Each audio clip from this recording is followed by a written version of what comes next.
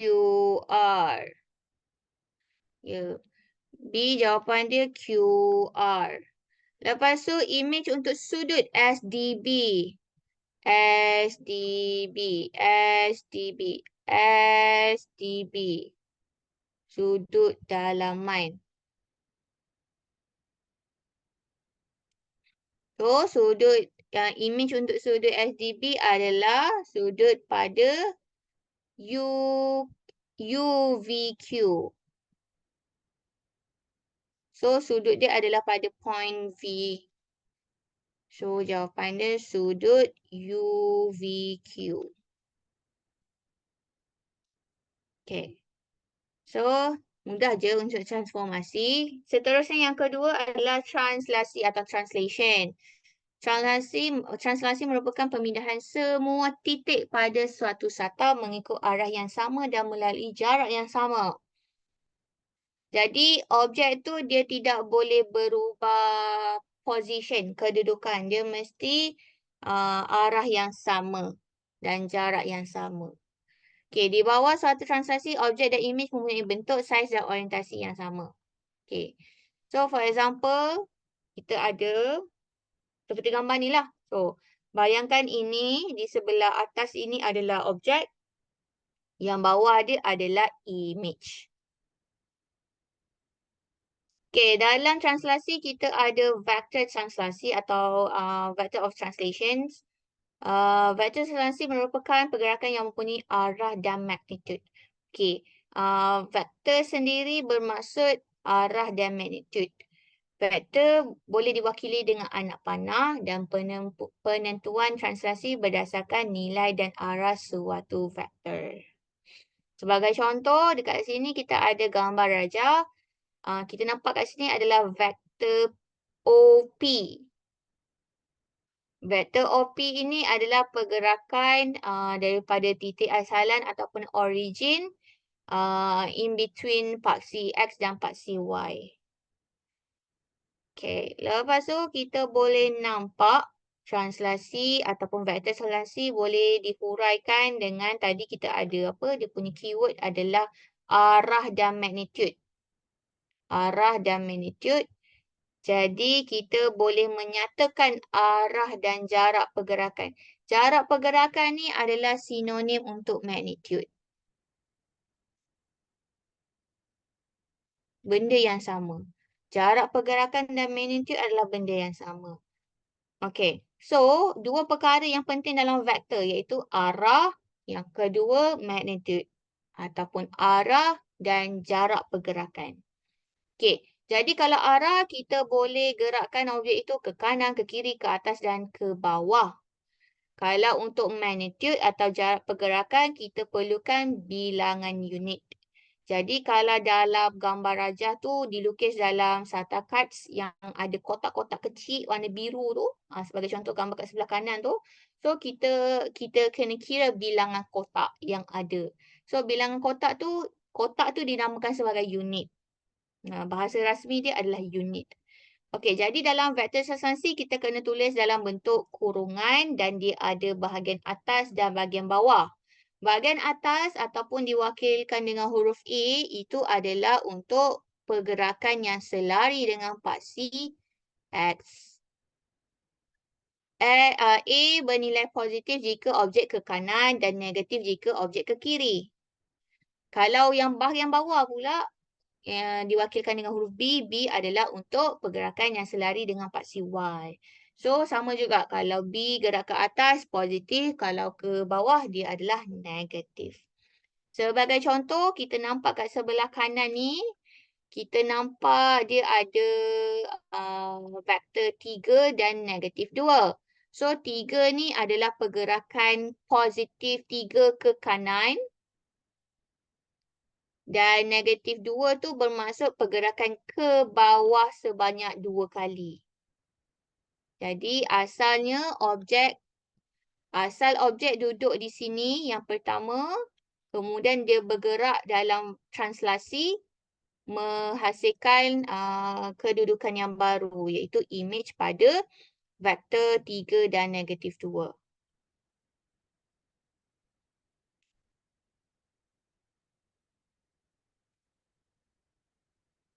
Okey, cuba kita tengok. Kita cuba tengok example atau soalan. Okey, jap. Okey, kat sini kalau dia ada vektor OP, vektor translasi OP, yang mempunyai arah dan magnitude yang berbeza pada setiap ABC. Okey, jadi pengiraan dia sama saja. Jawapan dalam vektor mesti dia ada kurungan. Kurungan. Bahagian atas untuk pergerakan X, bahagian bawah untuk pergerakan Y. Okey, jadi kalau kita nampak translasi OP, kita tengok pada dia punya titik akhir saja iaitu P. Jadi daripada titik asalan ataupun origin O, dia akan gerak ke kanan 3 kali. Kemudian atas 3 kali. Baru dia jumpa titik P. So, jawapan dia akan jadi 3, 3. Sama juga kalau B. Kita mula daripada origin atau titik asalan untuk pergerakan X dahulu. Jadi kalau X, pasti X dia akan gerak ke kanan atau kiri. Tapi kes ini dia adalah dalam pergerakan ke kiri. To the left. How many times? 1, 2, and 3. 3 times to the left, so negative 3. And then nak sampai P, kita gerak ke atas 1, 2, 3. 3 times juga ke atas. Kalau ke atas, dia dalam nilai positif. Kalau sebelah, benda yang sama daripada origin, apa-apa pun mesti origin. Sebab kita tengok dia punya anak panah tu gerak ke mana. Anak panah daripada origin. So, start daripada origin. So, nak jumpa titik P, kita gerak ke kanan 3 kali, positif 3. Nak jumpa P, kena turun bawah. Turun bawah 3 kali, dia akan jadi negatif 3. Ini kalau kita nak cari vektor translasi, kalau dia bagi vektor yang ada anak panah. Kalau kita tengok pula contoh soalan, dia tak ada anak panah. Dia terus bagi gambar, objek dan image. Jadi dari sini kita boleh nampak perbezaan A kan dalam A. Dua-dua ada Q tapi salah satu dia adalah Q prime. Q prime adalah image. Jadi kita fokus daripada objek dahulu. Objek adalah Q. Image adalah Q prime. So, daripada Q nak pergi Q prime. Jadi, kita nampak daripada Q ni adalah segitiga. Ada 3 bucur. Jadi, selalunya kita pilih salah satu je. Tak kisah mana-mana bucur sebab akhirnya ketiga-tiga jawapan tu akan dapat yang sama. Okay, so let's say kalau cikgu nak ambil bucur dari sini. Bucur dekat sini sebab dia macam nampak daripada titik asalan lah kalau kita buat graf. Okay, kat sini. Sini. So, dekat image pun dia kena jumpa dekat sini juga. Sama juga, kalau vektor kita kena buat kurungan. Jawapan atas adalah pergerakan X. Jadi, daripada objek nak pergi image, ia kena gerak 1, 2, 3. 3 kali ke kiri, jadi dia akan dapat jawapan X negatif 3. Nak ke paksi Y, bila gerak ke atas, 1, 2, 3, 4. Bila gerak ke atas, nilai Y adalah positif 4. Okey, sama juga kes untuk B dan C. Kalau B, P adalah objek, P prime adalah image. Jadi, kita kena gerak daripada objek pergi ke image. So, mana-mana point, jadi kita ambil paling atas lah pula. Atas. So, dari atas ni kena gerak ke kiri. 1, 2, 3, 4. 4 dan turun ke bawah sebanyak 1, 2, 3. Turun bawah akan jadi -3. So, jawapan dia, oh sorry, 4 ni ke kiri jadi -4. So, -4, -3. Itu jawapan untuk B. Okey, untuk C. Cuba cuba dapatkan jawapan untuk C. Apa jawapan untuk C? Siapa boleh beritahu cikgu?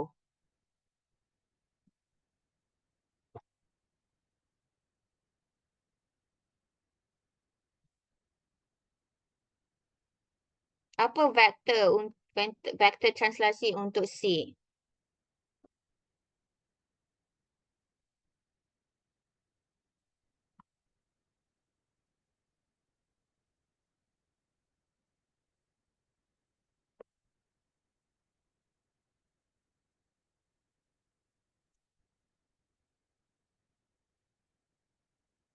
Apa jawapan dia? Mudah je. Apa jawapan dia?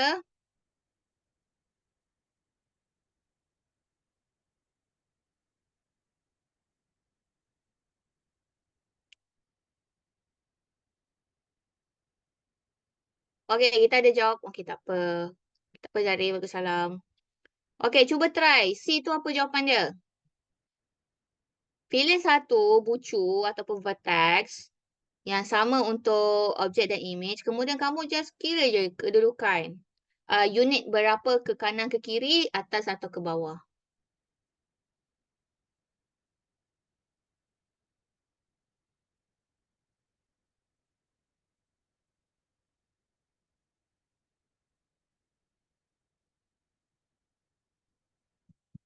Mana-mana je. Ambil je bucu mana-mana untuk C tu.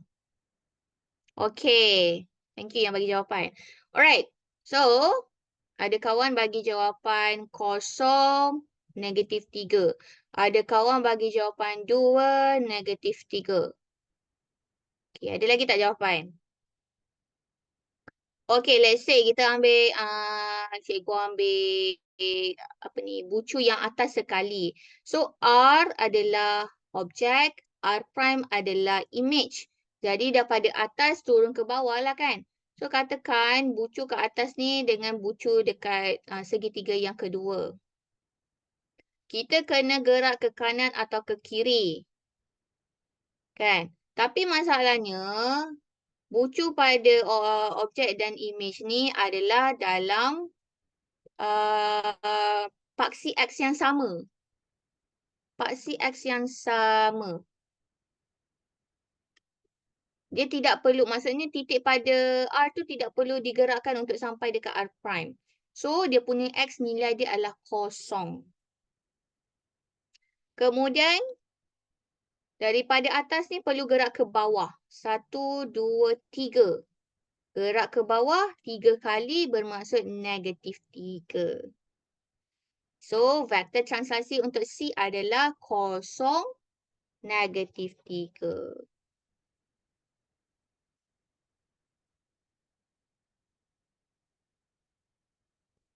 Okey. Seterusnya, image dan objek dalam suatu translasi. Okey, ini pula kalau dia bagi soalan dalam vektor translasi dan dia suruh lukis objek dalam Sata Cards tu, dalam apa, kotak-kotak warna biru tu.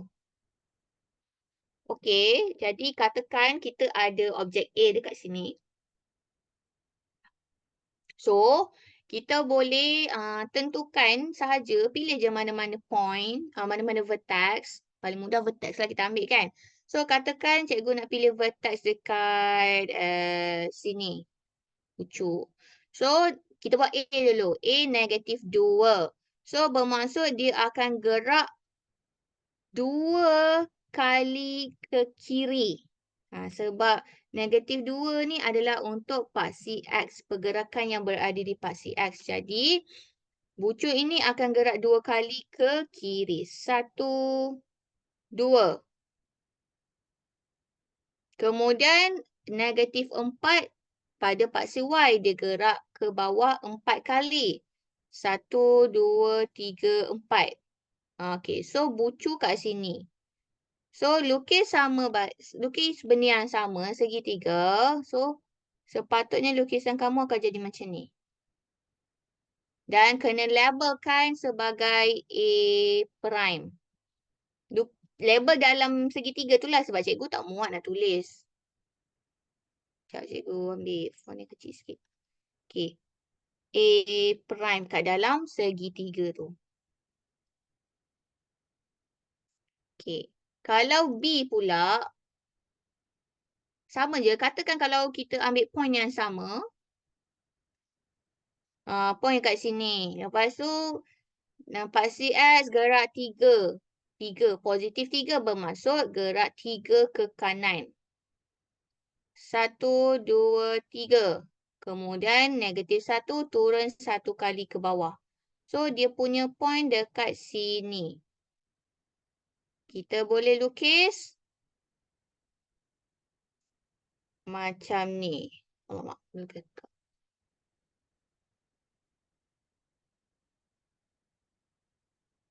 ni. Kalau kamu kena lukis, guna pembaris lah. Nampak kemas. Sama juga label sebagai A prime.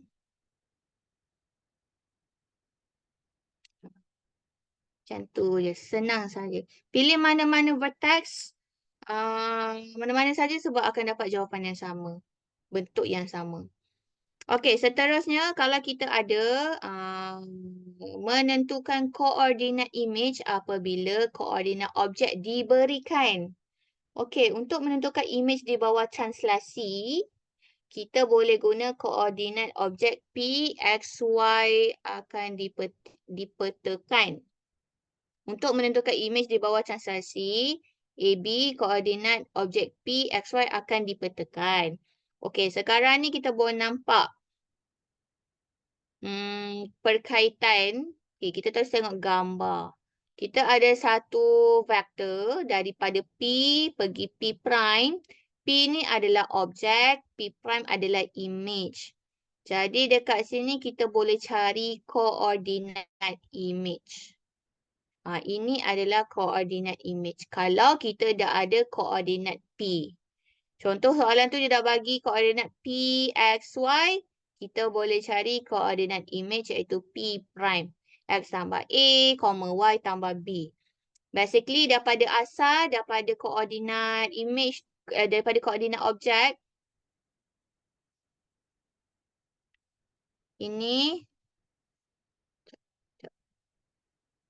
Ini adalah koordinat objek. Kita boleh cari koordinat image dengan menggunakan apa yang ada daripada koordinat objek dan kita tambahkan dengan bilangan unit ataupun magnitude vektor tersebut.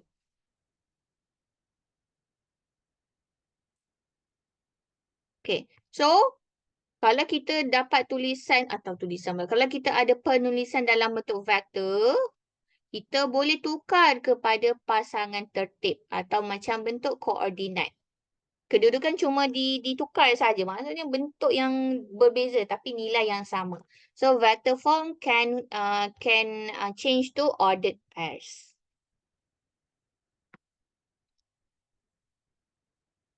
So maybe kita boleh tengok ada tak contoh. Okay, ini contohnya. Contoh apabila dah bagi koordinat objek dan kita cari koordinat image. Macam okay. Alright. So, kat sini dia dah ada koordinat titik Q. Dia dah bagi koordinat titik Q adalah 3 dan 1. Ni bukan koma, ni bukan titik tau, ni koma sepatutnya. Koma. 3 untuk pasti X, 1 untuk pasti Y. Tentukan koordinat bagi image titik Q 3, 1 di bawah translasi negatif 5 dan 2. Okay, so kaedah pertama adalah dengan melukis. Yang kedua adalah dengan mengira. Okay, dari kalau kamu ikut soalan lah, kadang-kadang soalan tu dia suruh buktikan dengan lukisan. So, kalau bukti dengan lukisan, kita boleh jot down the points. Maksudnya kita tentukan titik Q tu dekat mana dahulu. So titik Q tu adalah ini sebagai objek lah. So Q adalah objek. So 3, 1 dekat sini. Sini. Okay, lepas tu kita nak cari koordinat Q prime. Sebab Q prime tu adalah image. Objek. Image. Objek adalah sebelum translasi, image adalah selepas translasi. Pergerakan selepas translasi. Okay, so kat sini dia melukis dan menggerakkan dengan menggunakan translasi -5 dan 2. -5 adalah pergerakan ke kiri sebanyak 5 kali. Sebab tu kita nampak anak panah hijau tu dia gerak 5 kali ke kiri. Lepas tu 2 ni adalah pergerakan ke atas sebanyak 2 kali untuk Y. So dia gerak 2 kali. Akhirnya dia dapatlah kedudukan image Q tersebut. Atau dilabelkan sebagai Q prime. So ini kita boleh nampak koordinat Q prime adalah titik kat sini. So, kita boleh baca koordinat dia sebagai Q prime, -2 dan 3. -2, 3 kat sini. 3 dia tak label dekat skala. Tapi ada. Itu koordinat berdasarkan gambar. Kalau contoh soalan tu dia tak nak secara lukisan, dia nak suruh pengiraan. So, boleh saja dengan menggunakan formula daripada yang tadi tu. So, kita hanya perlu salin sahaja koordinat daripada objek. So, koordinat objek adalah 3 dan 1. So, kita salin 3 dan 1. Kemudian kita dah ada translasi, vektor translasi -5 dan -2. Yang masing-masing kita boleh bezakan X dengan Y. Jadi tambahkan sahaja. So 3 tambah -5 adalah untuk koordinat X. 1 tambah 2 adalah untuk koordinat Y. So bila you tambah semuanya, you dapatlah -2 dan 3. Benda yang sama macam yang kita dapat melalui lukisan. Jadi to be honest, pengiraan calculation lebih cepat. Lebih mudah. Okey, kemudian nombor 2 ni adalah kalau kita nak tukar koordinat dalam bentuk vektor translasi. Cuma kita terbalikkan saja kedudukan X dengan Y tu atas atas dan bawah. Okey, so kita dapat koordinat image Q.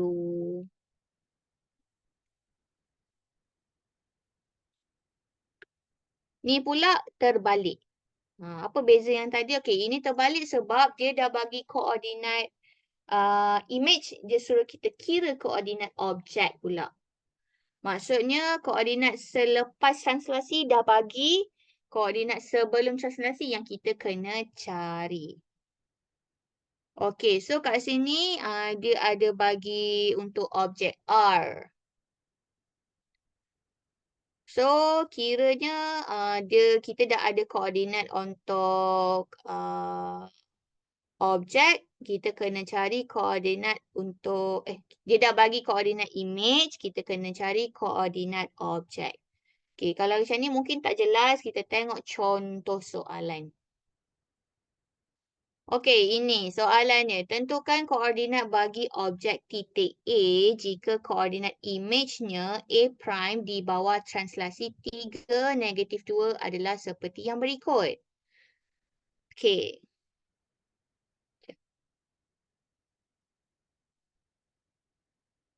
Okey. So, dia dah bagi objek titik A jika koordinat. Okey. So, A prime dah ada koordinat.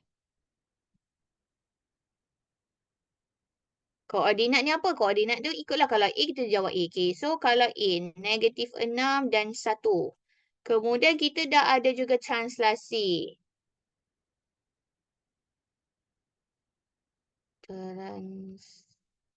Translasi. Translasi adalah 3 dan -2.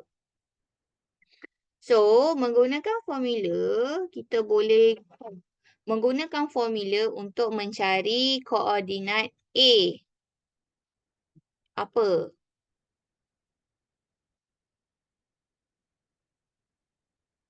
Ada ke dekat sini? Okey, kat sebelah tak ada jawapan. Okey. So, macam mana kita nak buat? Kita boleh kira menggunakan formula. Okey, kalau tadi, okey, cikgu nak highlightkan sikit. Kalau tadi yang awal, dia dah bagi koordinat objek, kita kena cari koordinat image. Kalau nak cari koordinat image,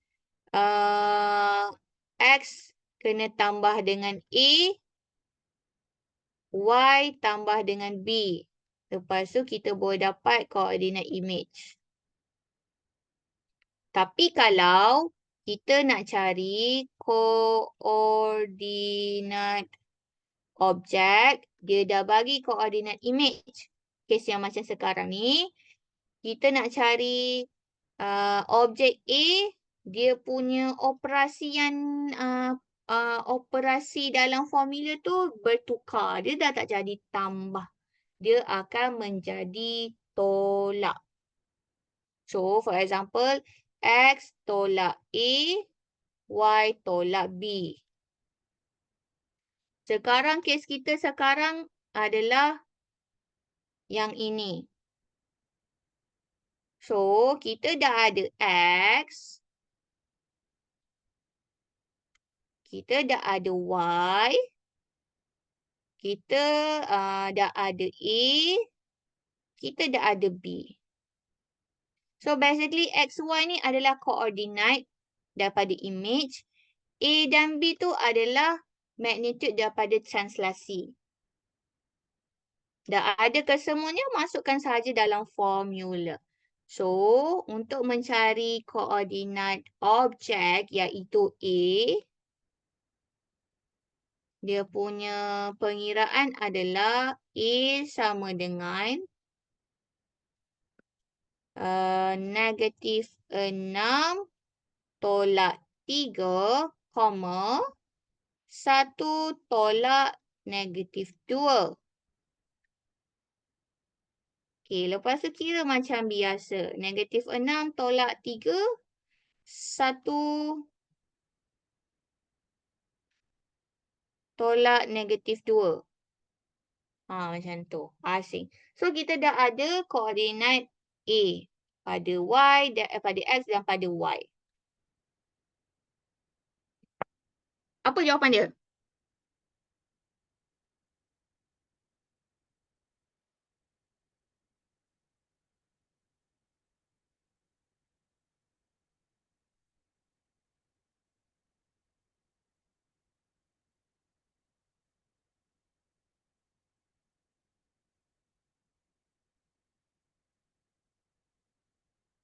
Ya, -9 dan 3. Macam itu sahaja. Jadi, formula sama, cuma dia punya operasi yang digunakan sahaja berbeza. Kalau nak cari koordinat image, kena tambah. Kalau nak cari koordinat objek, kita kena tolak.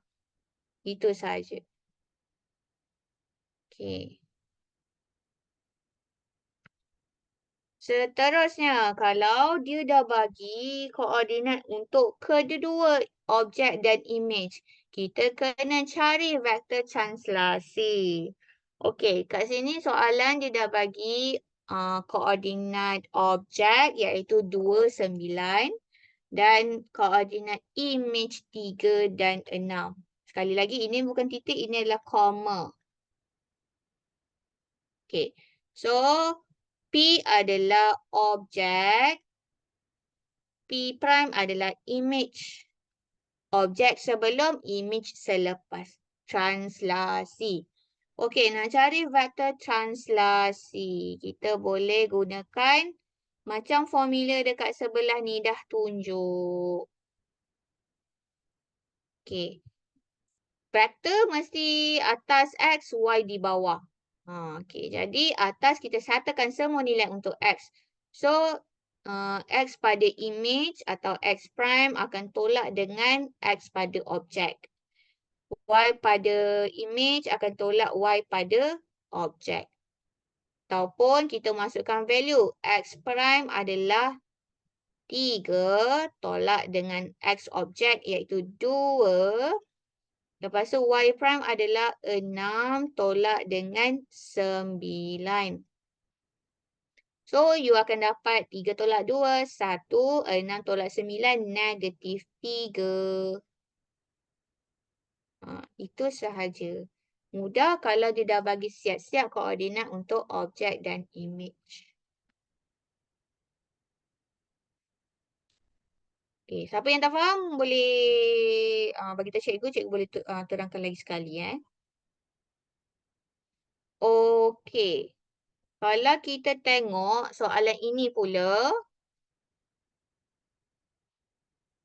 Okey, soalan ini adalah berkaitan dengan objek L dan dia punya image L. Okey, lepas tu masing-masing mempunyai tentukan kedudukan image atau objek dengan translasi yang sama bagi titik di bawah. Okey. Alright, so kalau A tu kita ada objek A, kita kena cari koordinat image A. Okey.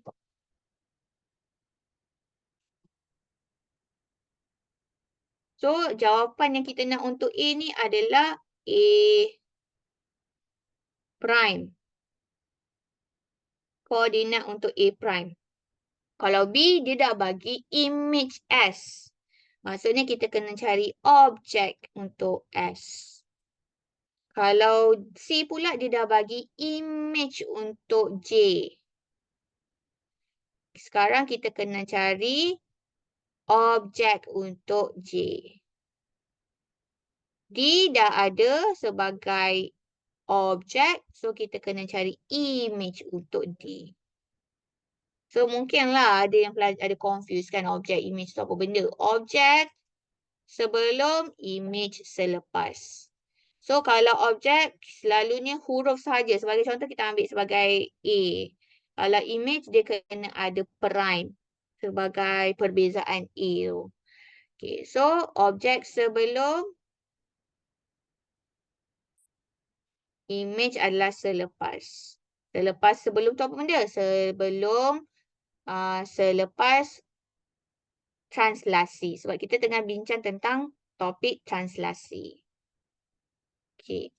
So, nak cari koordinat, kita perlukan maklumat koordinat salah satu objek atau image dan juga vektor translasi. Masalah dia tak bagi A tu vektor translasi apa, C, S, J dan sebagainya apa. Tak ada. Tapi maklumat tu kita boleh dapat daripada vektor translasi untuk L. Kita selesaikan dulu untuk mencari vektor translasi untuk L. Iaitu dah ada ni. Dia dah bagi koordinat objek dan juga koordinat image. Konsep yang sama, kita boleh gunakan formula sebelum tadi, iaitu X prime minus X, Y prime minus Y. So, masukkan sahaja X prime adalah 3 tolak dengan 1. Lepas tu, Y prime adalah negatif 5 tolak dengan 4. Sebab dia kata semua objek A, B, C, D ada translasi yang sama. Translasi yang sama ni. Dia dah cakap translasi yang sama. So, kita boleh gunakan nilai vektor yang sama untuk kesemua soalan. Okey, so apa jawapan vektor translasi itu selepas kamu dah tolak?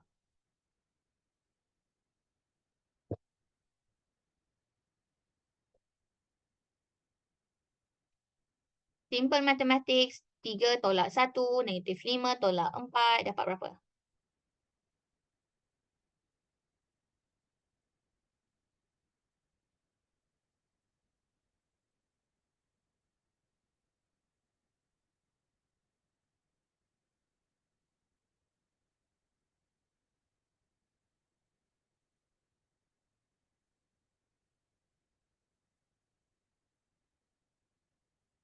Berapa jawapan dia?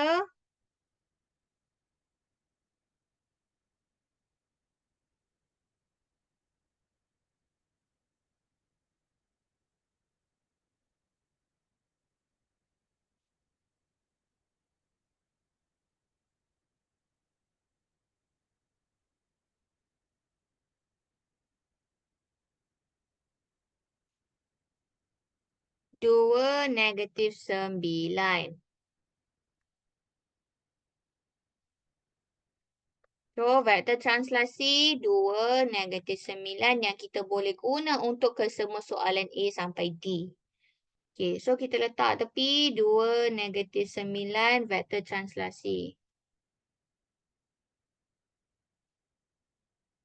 Okey, cikgu padam dulu. Okey. Okey, barulah kita boleh selesaikan A sampai D. Okey, nak cari untuk A, B, C, D ada formula yang lebih kurang sama tapi dia ada operasi yang berbeza, tambah atau tolak. Kalau ingat lagi tadi cikgu dah tulis. Okey, cikgu ulang balik tulis eh. Nak cari koordinat image, kita kena X tambah A, Y tambah B. Kalau nak cari koordinat objek, kita perlu buat tolak. X tolak A, Y tolak B. For example, kalau kita boleh jadikan objek itu, objek dan image sebagai A. So, for example, A. Nak cari koordinat image, A prime. Nak cari koordinat objek, objek tu mestilah A sahaja. So, kita boleh refer these notes to answer A until D. So, for A, soalan A, kita kena guna yang pertama. Kedua.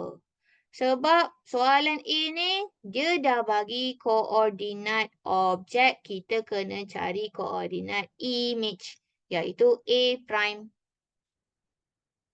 Okay. So, untuk A prime, okay, kalau bracket, okay, sebab dalam koordinat ni ada negatif. So, kalau negatif, kita buka bracket yang square bracket. Sebab untuk negatif, kita akan guna bracket biasa. Okay, so masukkan saja. X adalah koordinat daripada yang dia dah bagi, iaitu 3. So, letak 3. Tambah A. A tu apa pula? A tu adalah vektor translasi yang kita dah cari tadi. AB. So, A adalah 2, koma. Lepas tu kita ada Y. Y adalah 1. Kita tambah pula dengan B. B iaitu -9. So, bukalah bracket untuk membezakan simbol positif negatif tu. Tutup bracket. So, kita dah ada koordinat A prime ataupun koordinat image A. Kita dah ada X. Kita dah ada Y. So, apa jawapan dia? Selesaikanlah. 3 tambah 2 dapat? Ya, 5. Dan 1 tambah tolak -9 dapat -8. Ya, itu jawapan untuk A. Buat benda yang sama untuk S pula. Tapi S tu dia dah bagi koordinat objek. Dia dah bagi koordinat image. Jadi kita kena cari koordinat objek. Kita kena guna formula yang kedua. Sebab tu tanda apostrofi, tanda koma di atas setiap huruf tu penting untuk kamu faham perbezaan. Kalau ada koma dekat atas tu automatik itu adalah untuk image. Kena ingat, kena tahu beza. So, kita buat B pula. Cuba kira untuk B. Dapat apa? Cikgu bagi masa 1 minit untuk kamu kira B. B. Okey, B ada yang dapat 2 negatif 11. Sekejap. Kita hold dulu. 2 negatif 11 untuk S. Okey, kita buktikan. B, kita nak cari koordinat S. S tu adalah objek. So, kita guna formula yang kedua kena tolak. So, kita buka square bracket sebab kita ada nilai negatif kan. So, nilai negatif tu selalu kita asingkan dengan kurungan biasa. So, X, kita ambil X dan Y, kita ambil daripada koordinat yang S prime tu. Okay, so X adalah 4. A adalah 2 daripada vektor translasi. Kita tolak dengan 2. Koma, kita ada negatif 2 sebagai Y. Okay, so bukalah bracket negatif 2. Tolak dengan B. B adalah negatif 9. Okay. Selesaikan macam biasa. So, S kurungan X dengan Y sahaja. Okay, 4 tolak 2 adalah 2. Okay, simple. Lepas tu, ini mungkin ni sikit lah. Mungkin terlepas pandang sikit-sikit lah untuk sign kan. Sebab dia ada banyak negative sign. Okay, so kita ada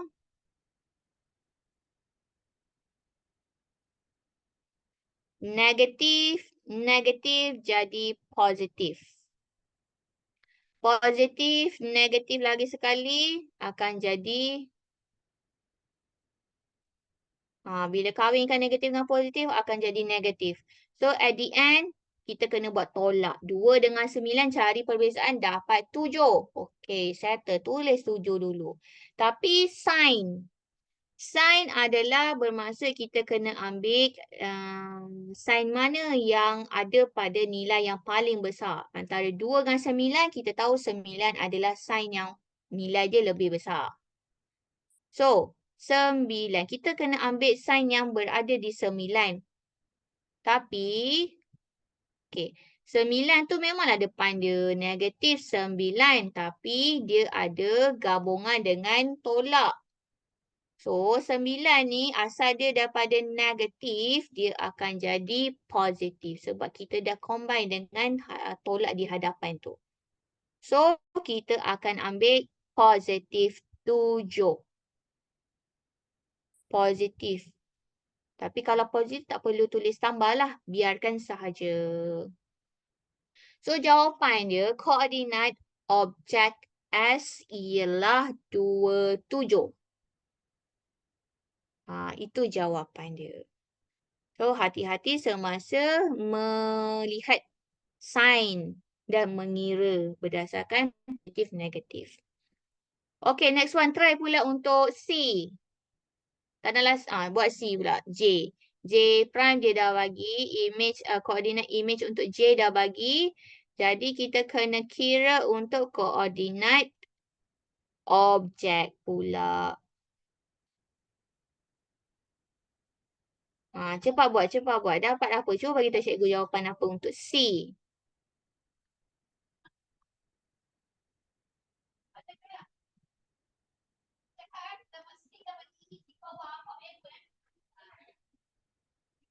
Okey, ada kawan dah kira dapat J, J 3, 3.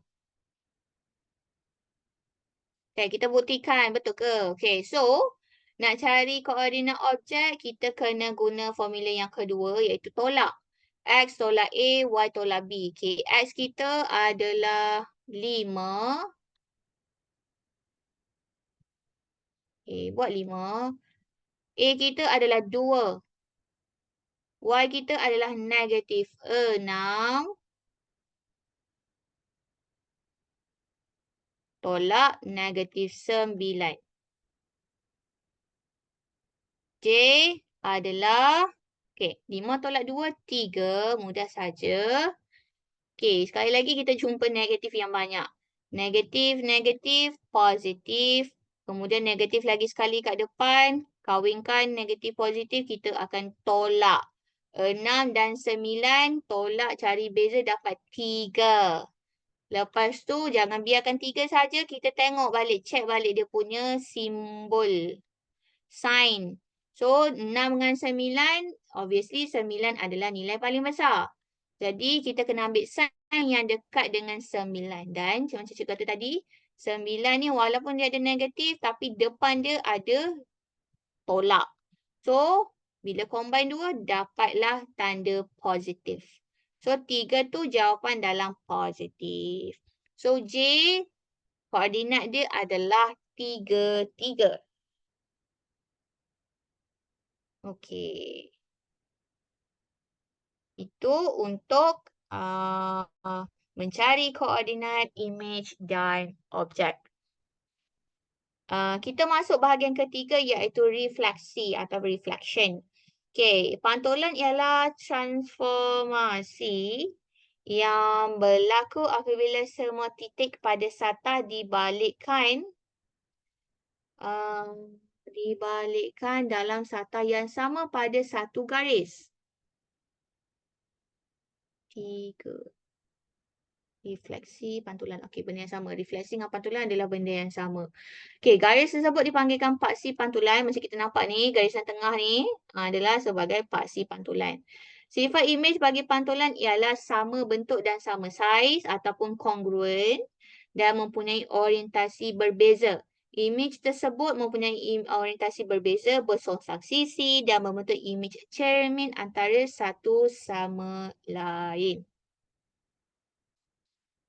Okay, so macam cermin.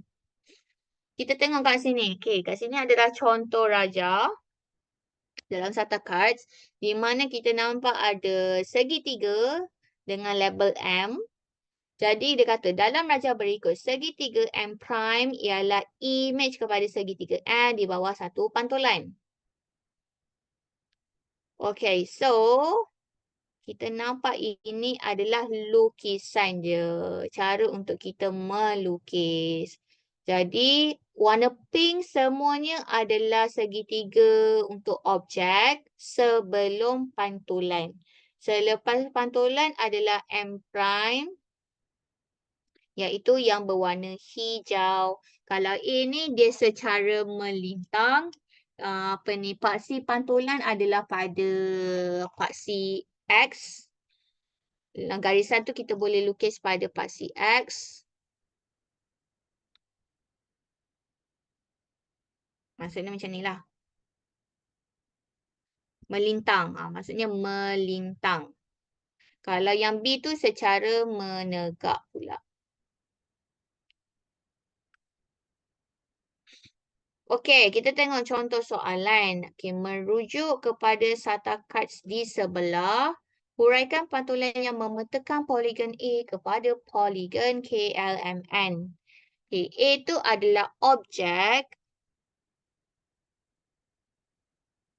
A adalah objek dan KLMN adalah image. So, dia kata huraikan pantulan yang memetakan poligon A kepada poligon. Okay. So, kita buat perbandingan A dan pada setiap satu image tersebut. A dengan K. Kita nampak A dengan K perbandingan dia sebagai pantulan. So, kita nampak pantulan itu berlaku pada garis Y6. Sebab ini kita boleh lukis dia punya garisan pantulan. Tengah-tengah tu.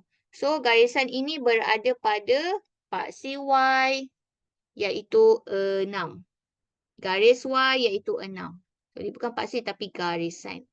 So, kita kata pantulan pada garis Y sama dengan 6.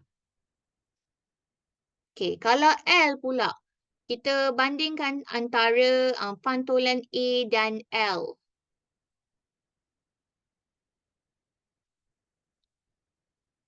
So, A kat sini, L kat sini. Kita nampak pemisah dia adalah garisan secara menegak. So, dia tak duduk dekat-dekat. Jadi, kita nampak jaraknya adalah 1, 2, 3, 4. Sekejap. 1, 2, 3, 4, 5, 6. Jadi, kita boleh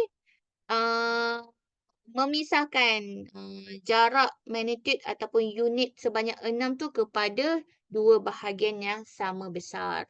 So, sebab 6, jadi kita ambil 3 kanan, 3 kiri lah. Kita boleh lukis garisan pantulan di sini. So, ada ruang 3 nak ke L dan ruang 3 kepada A antara garisan pantulan tersebut. So, kita boleh buat lukisan atau garisan pada Y -2. So, jawapan boleh tulis pantulan pada garis X sama dengan -2. Okay. Kemudian kalau M pula. M tu konsep sama macam K. Tapi dia ada ruang ataupun perbezaan unit di antara A dan M. Kita nampak ada ruang sebanyak 2 unit. A tu nak pergi bawah tu ada unit perbezaan dia. So, kita boleh lukis garis pantulan dan garis tersebut berada pada garis Y sama dengan 1. 3. Ya, is 3.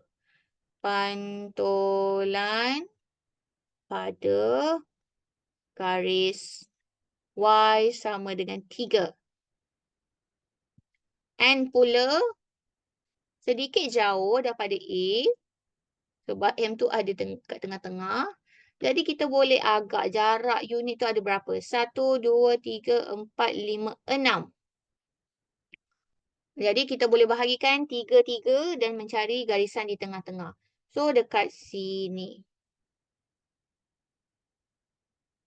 Dekat nilai garisan Y sama dengan 1. So pantulan pada garis Y sama dengan 1. Itu kalau dia dah bagi gambar, objek dan image dan suruh kita nyatakan garisan pantulan pada skala yang mana satu.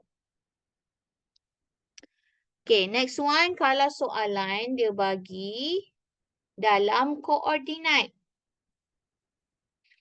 Dan kita kena jot down dulu. Maksudnya kita kena tanda dulu objek dan image tu berada di mana. Kemudian kita nyatakan jawapan garis pantulan ni pada paksi X atau paksi Y.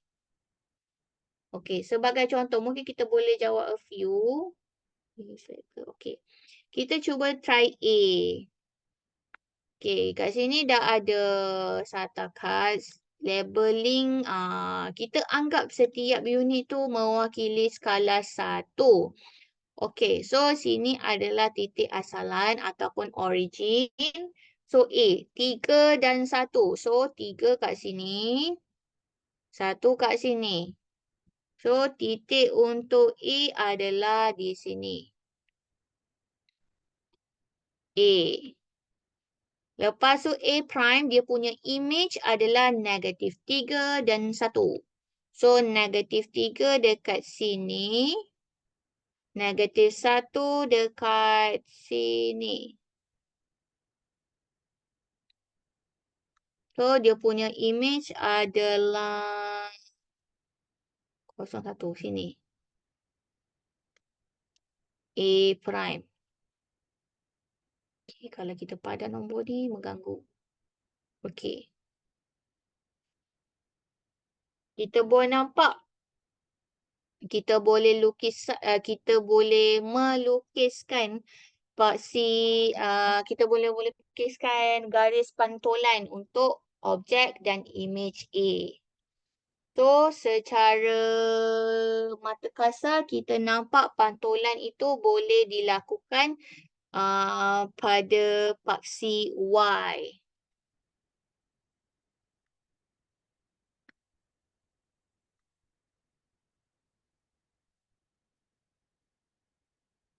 Okay, paksi Y. Paksi Y. Paksi Y. Yes. Jap. -3 dan 1. Bukan -3 dan -1. Salah. Bukan dekat -1 tapi -3 dan 1. Kat sinilah A prime. Macam tu. So, kita boleh buat garis pantulan pada garis Y ataupun paksi Y. Baru logik. Kalau contoh kat sini, mana boleh dekat paksi Y. Kalau macam ni secara logik kita kena buat yang menyingit lah. Sebab tu cikgu pelik. Tak logik. So, yang sebetulnya A prime tu cikgu salah letak tadi. Salah tanda. Koordinat dia adalah -3 dan 1 kat sini. Kat sini. So, logically, kita boleh buat garis pantulan pada garis Y. So, jawapan dia nak ni adalah huraikan. Okay, yang pertama dia suruh kenal pasti paksi pantulan. So, kena lukis, jot down point dekat dalam satakat. Kemudian huraikan jawapan tu.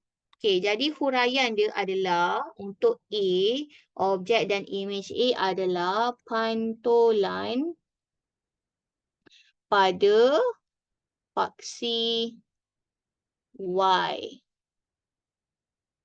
Cukup sekadar kita bagi jawapan pantulan pada paksi Y. Ataupun nak reka lagi panjang,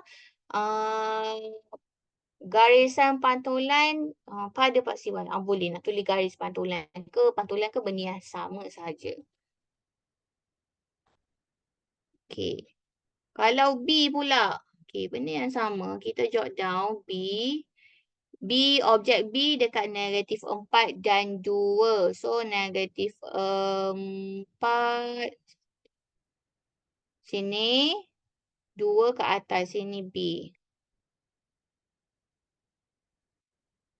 Lepas tu B prime ataupun image-nya adalah -4 dan -2 kat sini.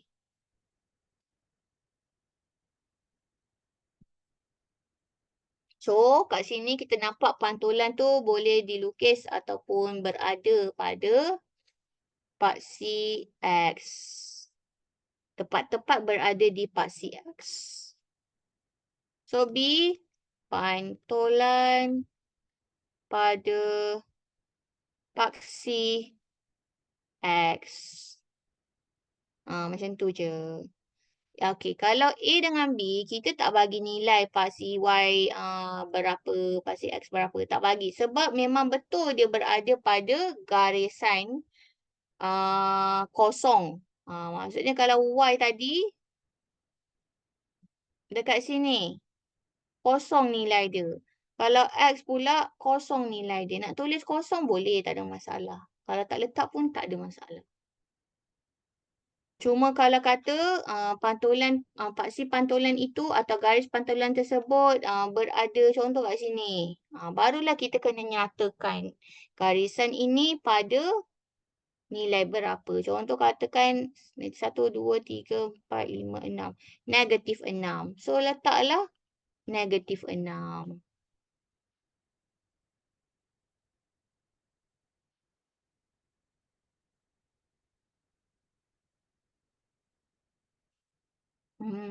Okay, yang ini apa pula?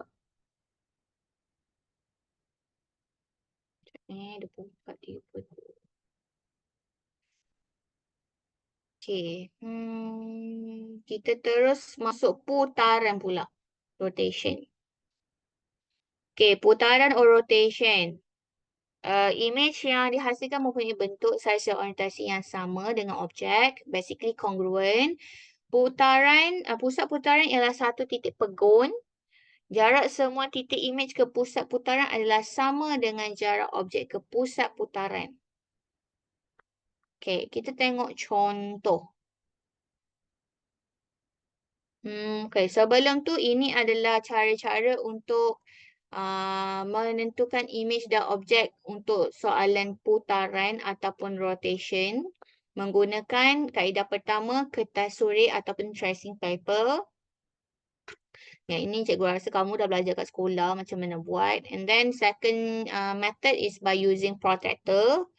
Kalau contoh kat rumah tak ada tracing paper, boleh guna protractor. Sebab cikgu rasa protractor ni semua orang ada. And then kita tengok kat sini kalau menentukan pusat, sudut dan arah putaran. Okay, to find center, angle and directions of rotation. Yang ini kita skip yang ini. Kita skip sebab kamu boleh baca dan faham sendiri.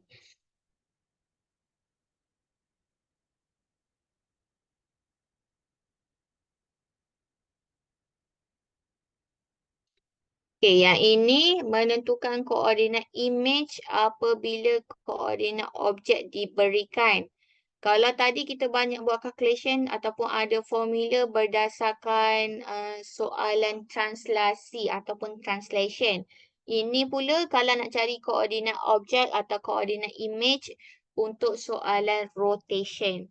Translasi dan rotation adalah sesuatu yang berbeza, tidak sama. So, kalau contoh ini, dia mempunyai dua langkah ataupun dua steps untuk mencari koordinat. So, soalan dia adalah tentukan koordinat image bagi titik A, -3 dan 2, koordinat lah untuk objek A, di bawah suatu putaran 90 darjah ikut arah jam pada asalan O ataupun origin. So, kalau soalan tu sendiri, katakanlah soalan tu dia tak menyatakan nak suruh cari koordinat image atau objek dalam translasi ke ataupun putaran, tak sebut. Tapi bila ada nyatakan sudut,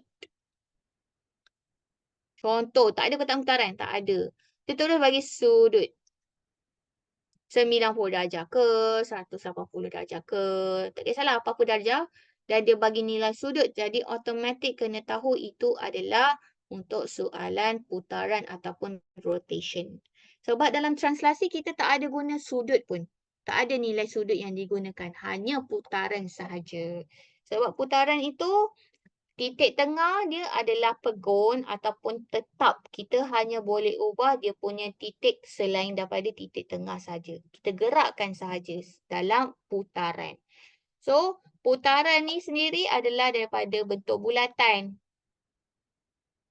Sama ada arah jam clockwise ataupun lawan arah jam ataupun anti-clockwise ataupun counter-clockwise.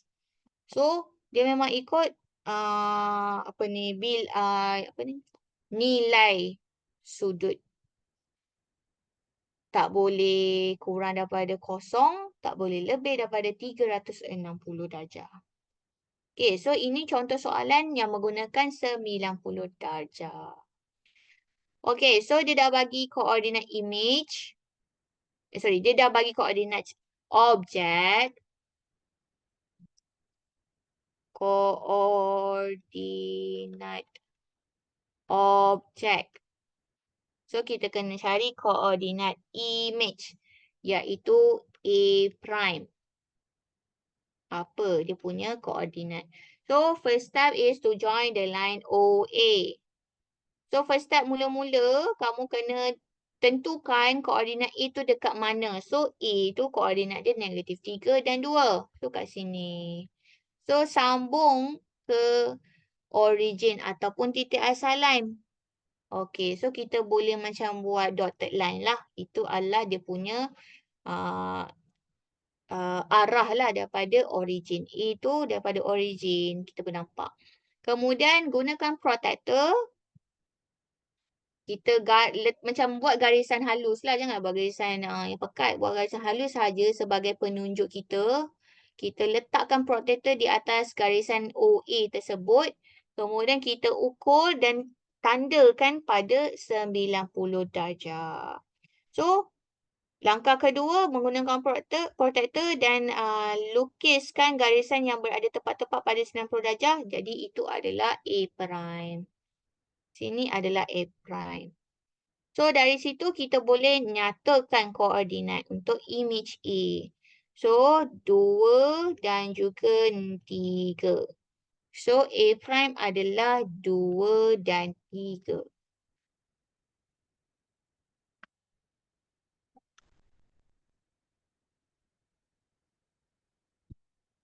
Kalau kata, contohlah, kalau kata soalan ni, dia nakkan putaran yang berbeza sudut. Contoh kalau dia kata putaran pada sudut, contoh putaran pada sudut berapa Sudut 30. Katakanlah sudut 30. Jadi tengok pada protector itu, sudut 30. Kalau dengan mata cikgu nampak dekat sini.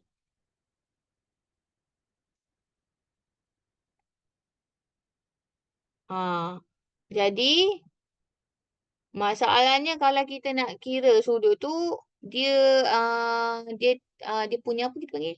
Dia punya koordinat tu tidak ngam-ngam, tidak tepat pada nilai atau skala yang diberikan. Dia akan ada nilai perpuluhan.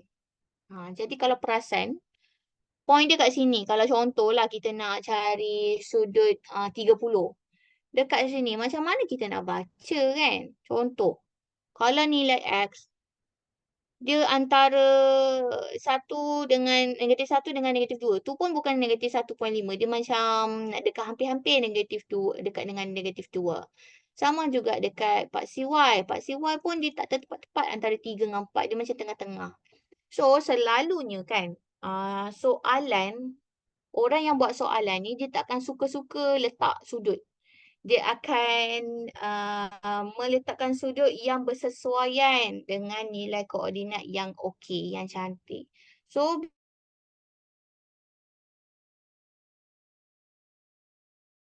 tengam iaitu 2 dan 3. Macam cikgu tadi, cikgu just random je bagi 30 darjah.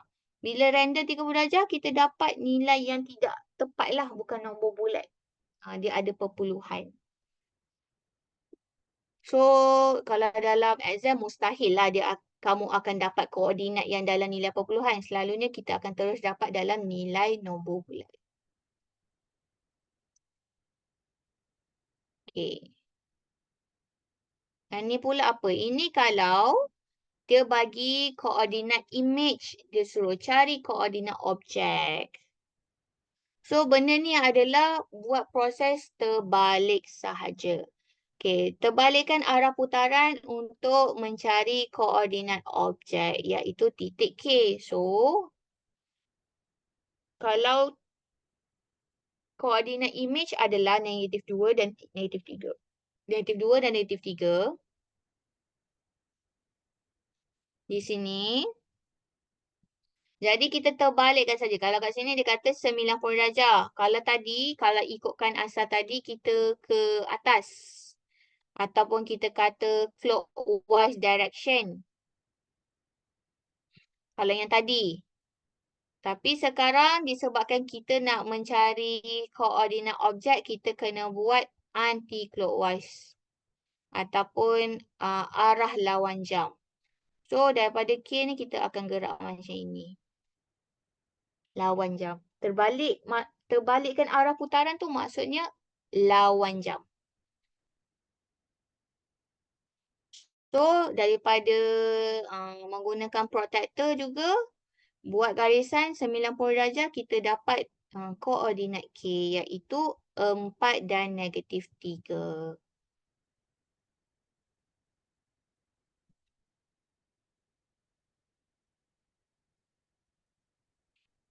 Okey, soalan ni pula soalan 14. Soalan 14 tentang diberi imej P di bawah satu putaran, huraikan putaran itu selengkapnya.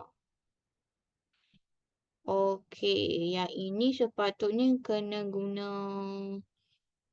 protector lagi mudahlah, sepatutnya kena protector. Okey, jap. Okey, kita ambil satu contoh saja.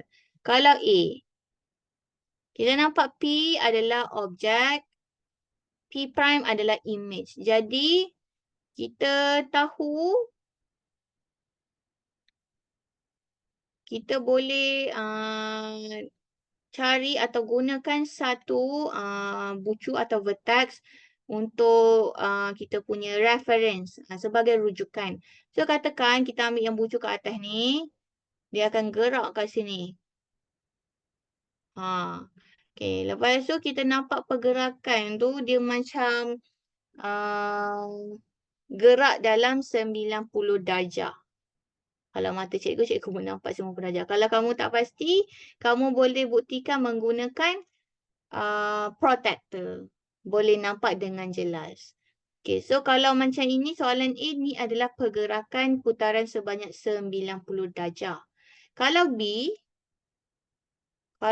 ni, kita ambil vertex atau bucu yang di atas P ni. Dan bucu yang sama adalah di bawah sini. So, dia dah pusing. Hampir setengah pusingan. Yang ini dia pusing 1/4 pusingan saja, iaitu mewakili 90 darjah. Kalau yang P ni dia pusing melebihi ataupun sama dengan setengah, iaitu 180 darjah. Macam tu. Kalau biasa dengan menjawab soalan putaran, boleh nampaklah dengan mata kasar, dia pusing sebanyak 90 darjah ke, 180 darjah, 270 atau 360. Nampak jelas. Tapi kalau tak biasa dengan soalan macam ni, gunakan protector. Cikgu tak boleh nak tunjuk dengan protector. Sebab cikgu sendiri tak ada protector dan nak tunjuk secara online ni susah sedikit. Jadi kamu boleh try gunakan. Ada kertas ke apa, boleh buatlah protector. Okey, untuk menjawab soalan ni, sebab dia kata huraikan. Bila hurai, maksudnya kita buat ayat.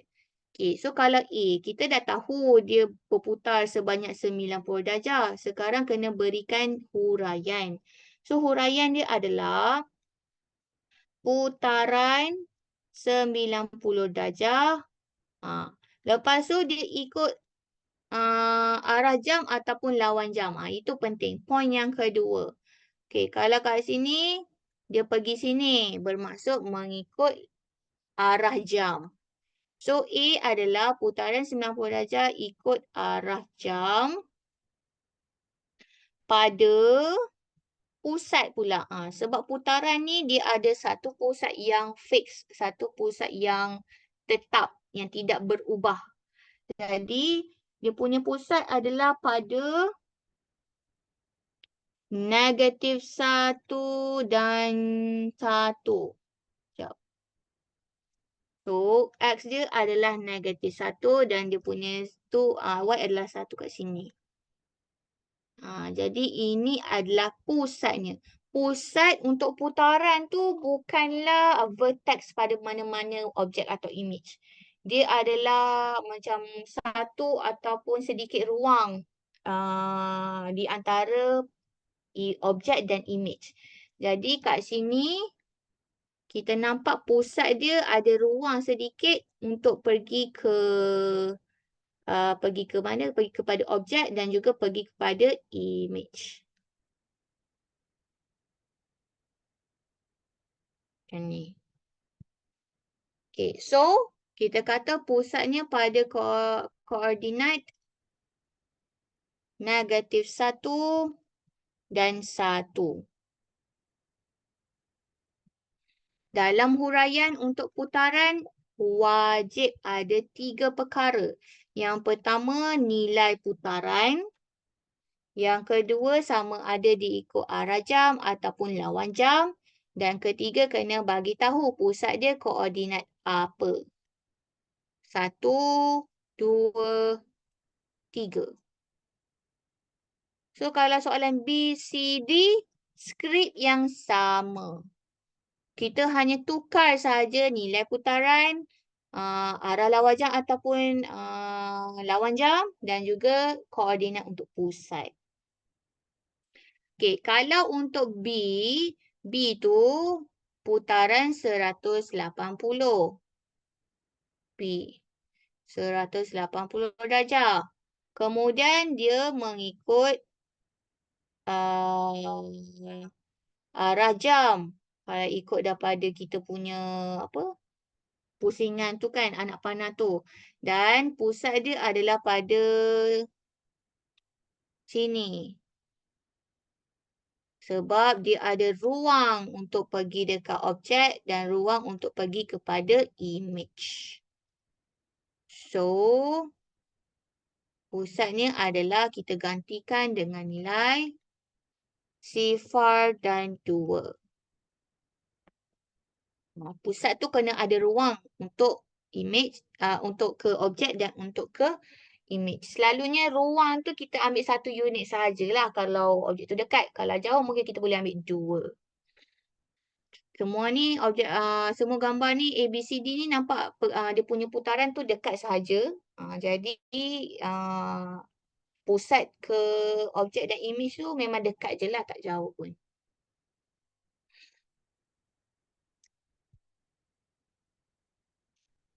Okey, kita masuk untuk bahagian seterusnya yang kelima. Tajuk ni ada 6 bahagian. So, ini bahagian yang kelima. Translasi, pantulan dan putaran sebagai isometri. Translation, reflection and rotation as an isometry.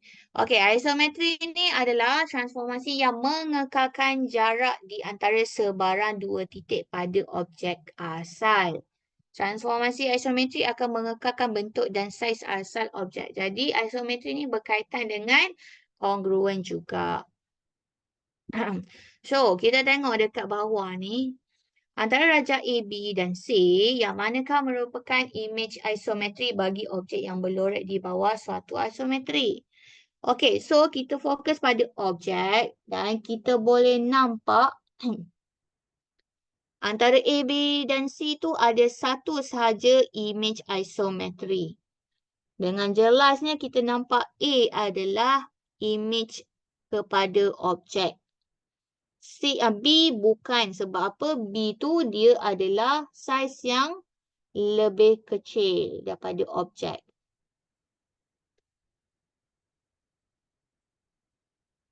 Ya.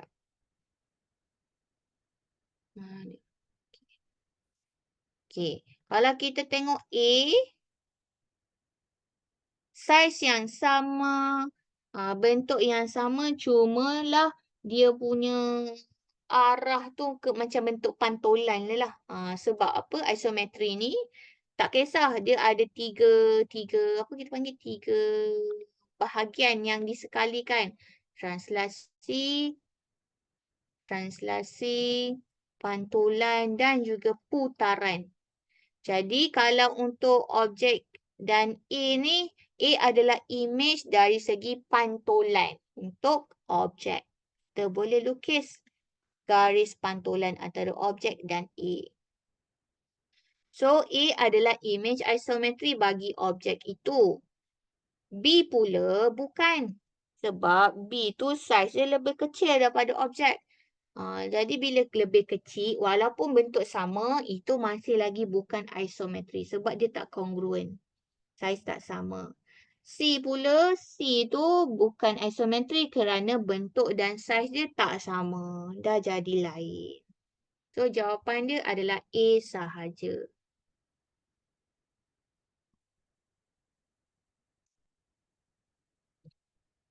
Okey. Hubungan isometri dan kekongruenan. Okey. Objek A, B, C dan D adalah kongruen. Okey, semuanya adalah bentuk yang sama, saiz yang sama. Nyatakan isometri yang memetakan. Kalau soalan A, objek A kepada objek B. Okey, maksudnya soalan ini adalah kamu kena nyatakan apa isometri yang terlibat antara tiga tu. Tiga tu adalah berdasarkan tajuk subchapter ni lah. Translasi, uh, apa, pantulan, pantulan atau reflection, translasi atau translation, pantulan ataupun reflection, dan terakhir sekali adalah putaran ataupun rotation. Putaran. Translation, reflection, and the last one is rotation. Nah, maksudnya jawapan ABC tu dia nak antara tiga perkataan ni sahaja. Tentukan mana yang paling sesuai. Contoh kalau yang tadi, sebelum tadi yang cikgu cakap tu adalah menggunakan isometri pantulan ataupun reflection isometry. Okey, kalau A kepada B, objek A kepada objek B, dia menggunakan isometri yang mana satu? Cuba bagi tahu. Mana yang paling sesuai? A kepada B. A, B. Antara dua tu. Translasi sesuai tak? Pantulan sesuai tak? Putaran sesuai tak? Salah satu je yang sesuai.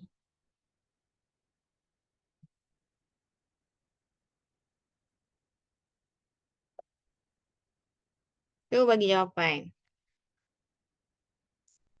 Pantulan. Okey, ada kawan kata pantulan. Ada jawapan lain?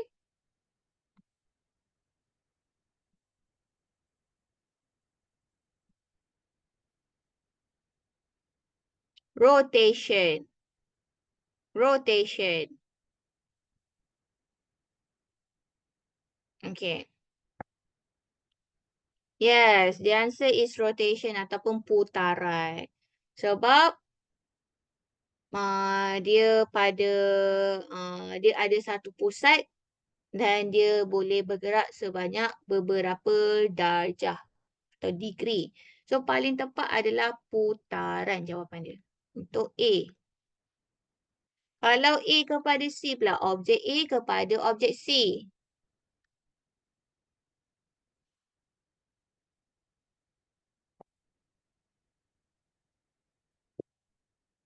Antara tiga tu ada satu saja yang betul. Okey, kalau A kepada C, dia punya isometri adalah apa benda? A kepada C adalah translation. Pilih antara tiga ini sahaja. Translation ataupun translasi.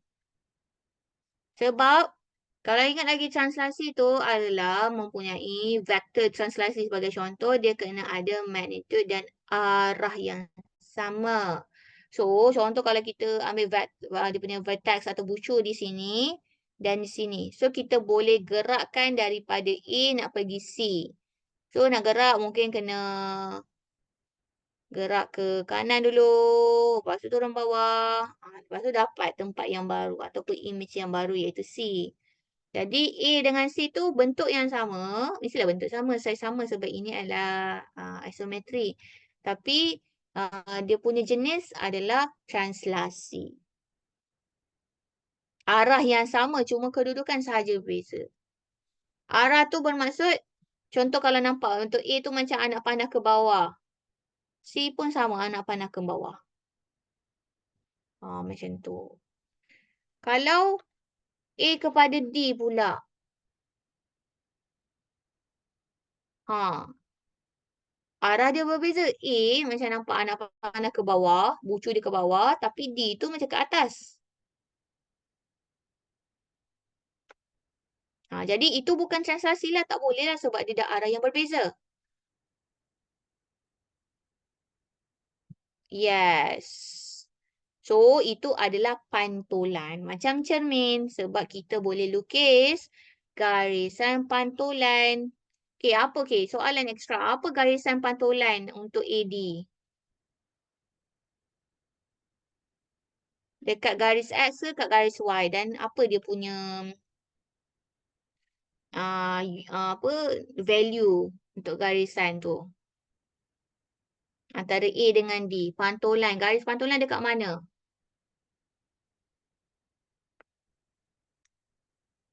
Itu jawapan dia. Garis X ke garis Y?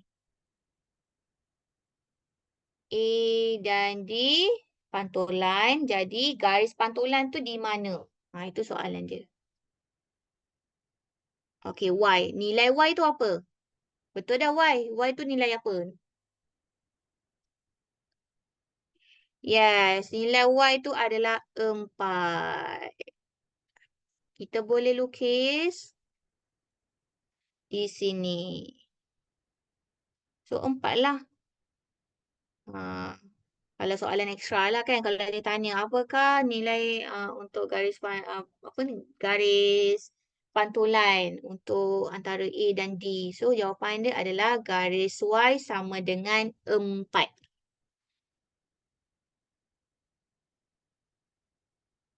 Okay. Itu isometri. Uh,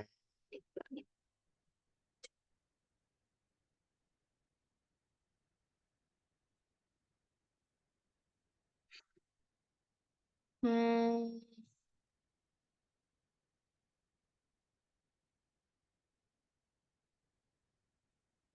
Okay, kita skip ni. Kita masuk kepada bahagian yang keenam, iaitu yang terakhir dalam tajuk ini, iaitu simetri putaran ataupun rotational symmetry.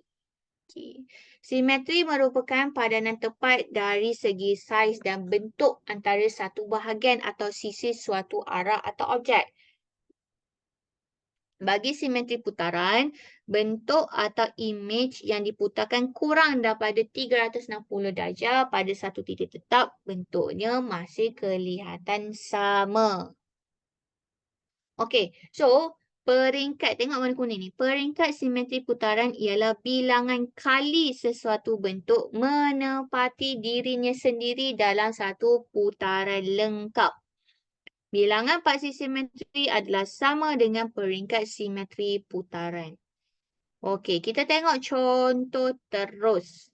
Okey, simetri putaran mesti ada, kalau kita pusing-pusing-pusing, setiap pusingan tu menghasilkan bentuk yang sama. Okey, soalan untuk 17 ni adalah untuk menyatakan setiap objek ni merupakan simetri putaran ataupun tidak. Okey, kalau soalan A, gambar star, gambar bintang. Okey, kalau contoh, kita pusingkan star tu mengikut arah jam. Adakah dia masih lagi mendapat bentuk yang sama setiap putaran?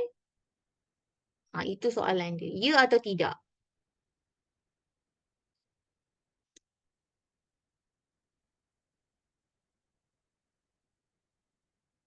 Ya, betul. Jawapannya ya.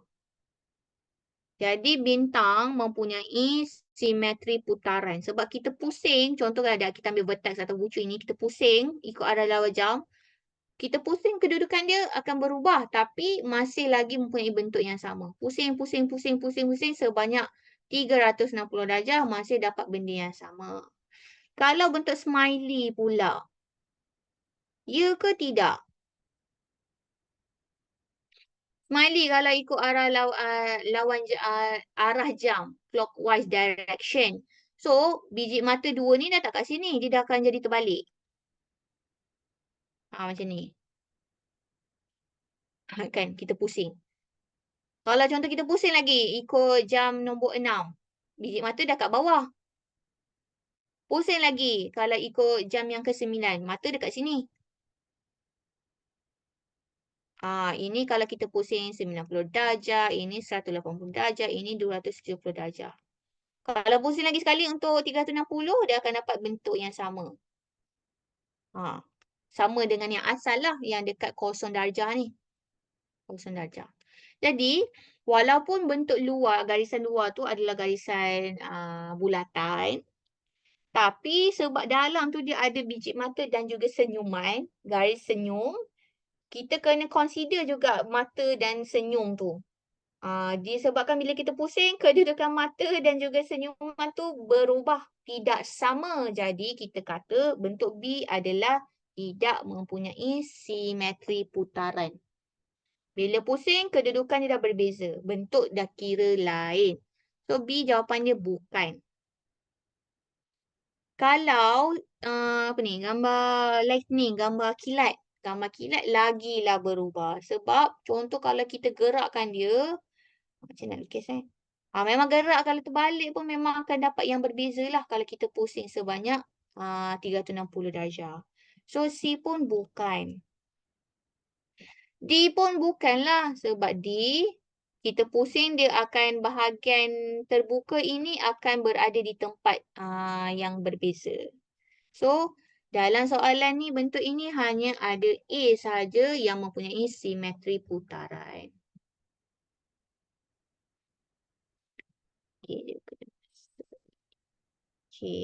Kita tengok kalau ni peringkat simetri.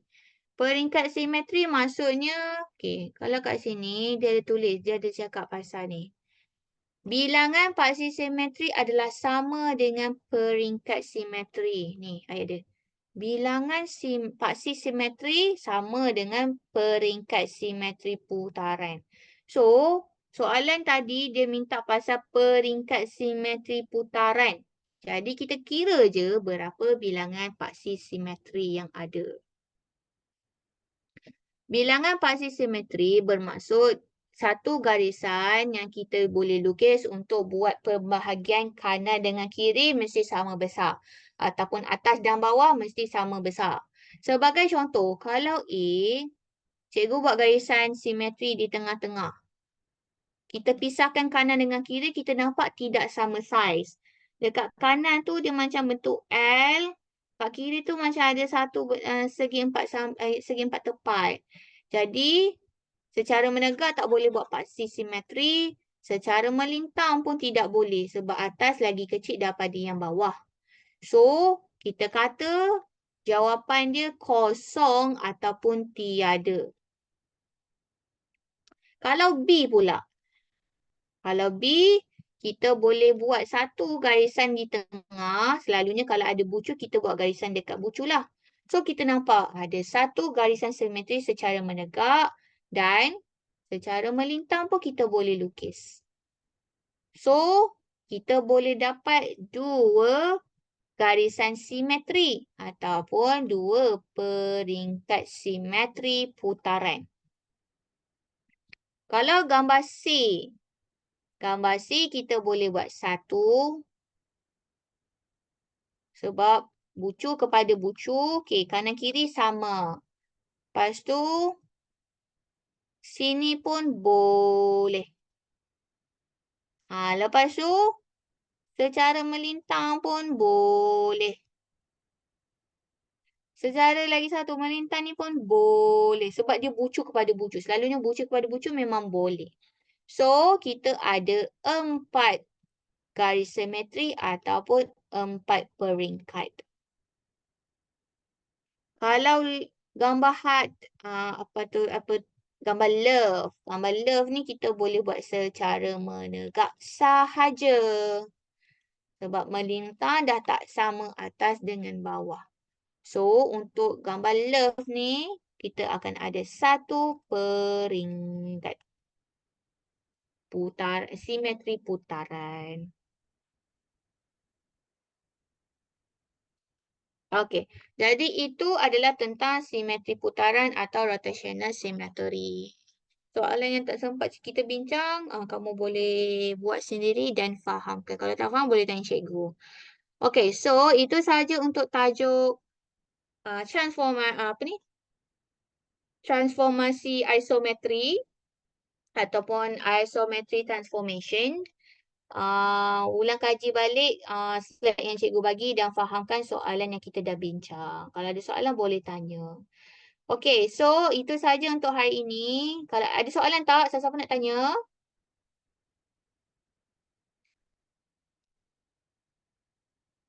Kalau ada soalan boleh tanya.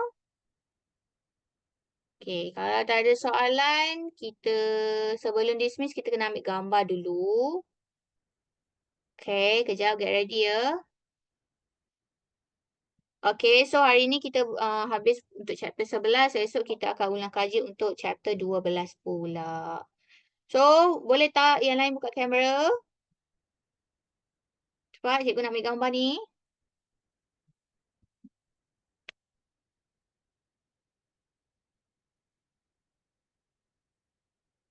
Yang lain. Okey, yang lain, yang lain, yang lain, lain, lain, lain. Yang lain mana? Okey, tak ada yang lain. Kita apa? Kita ambil yang mana ada ni je.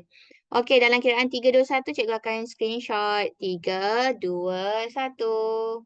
Okey, terima kasih semua. Kita jumpa esok insya-Allah. Assalamualaikum. Terima kasih you. Sama-sama.